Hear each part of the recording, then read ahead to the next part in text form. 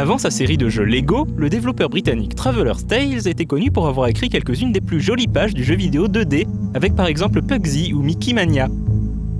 Le studio a fait ses débuts en 1991 avec les aventures sur Amiga du chevalier Léandre.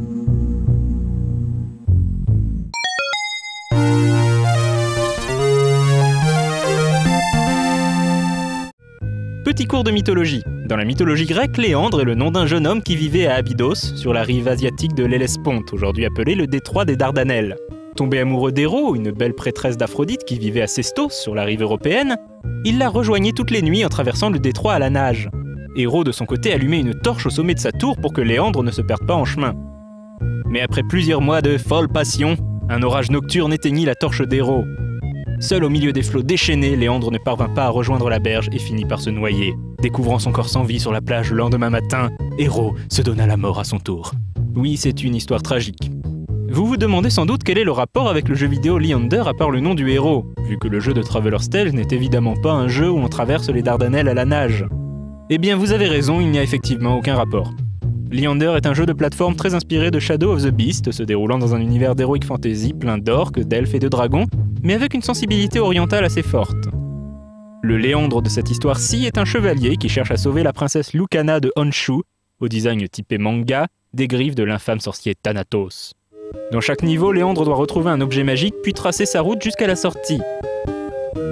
Lorsqu'il est touché par un ennemi, il change de couleur, passant du bleu au vert puis au violet, avant de mourir s'il est touché à nouveau. Inutile de dire que comme le voulait l'époque, la difficulté est assez élevée.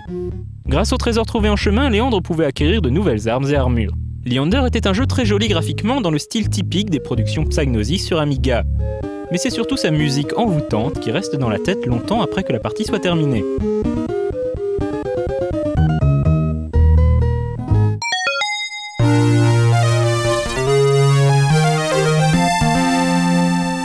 Un an plus tard, les aventures de Léandre sont adaptées sur Mega Drive, et le jeu subit au passage une petite crise identitaire. En effet, fini la référence à la mythologie grecque, le jeu est rebaptisé The Legend of Galahad. Personnage issu des légendes arthuriennes, Galahad est le fils illégitime de Lancelot et le descendant de Joseph d'Arimathie par sa mère, Hélène de Corbénic. C'est le chevalier parfait destiné à trouver le Graal. Et oui, ce Retro & Magic est placé sous le signe de la culture générale. Pas de chance, il y a toujours aussi peu de rapport entre le sujet du jeu et son titre, puisque l'histoire, elle, n'a pas changé d'un pouce. Il faut toujours sauver la belle princesse Lucana, rebaptisée avec humour Léandra de Psygnosia. Quant à cette vieille carne de Thanatos, il devient pour l'occasion Miragorn le Cimérien, dont on dit qu'il règne en tyran sur les terres orientales de Kasoko. Mais qu'on ne s'y trompe pas, le jeu est quasiment identique à la version Amiga. La seule différence est que Léandre, ou Galahad si vous préférez, possède cette fois-ci des points de vie affichés à l'écran et ne change donc plus de couleur lorsqu'il est touché. La version Mega Drive se révèle donc une très bonne conversion de l'original sur Amiga et propose des graphismes un peu plus détaillés avec une palette de couleurs plus chatoyante.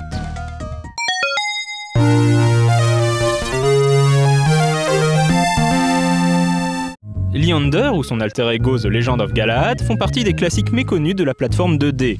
C'est un titre à redécouvrir à condition de n'avoir pas peur d'un bon challenge à l'ancienne.